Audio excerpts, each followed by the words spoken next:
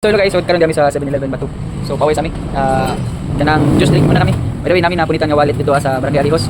So naa sa video sa cellphone ni Mami. So kita kami nga nahagbong ang iyang wallet. So amo jud dayon gibalik. Amo sila gigupod kay wa gid sila kabaw nga nahagbong ilang wallet. Then mo to, napoy taw nakita pero wa niya gipunit kay nakabantay man siya nga U-turn mi kay ang pag-overtake na mo siya milagpot ang iyang wallet. Niya paglagpot sa wallet. Amo siya gitawag nga wallet nagbong nya wa magid sila kapati. Ming diretso sila. So amo ni U-turn mi gidali na mo U-turn. Unahan diha sa Shell sa Alihos pa to. Unahan diha sa Shell. Pagpunit na mo sa wallet.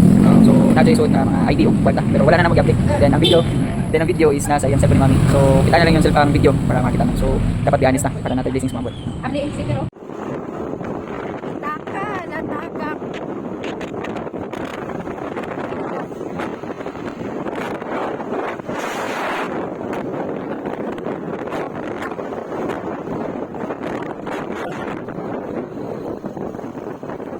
Lupa din pitaka.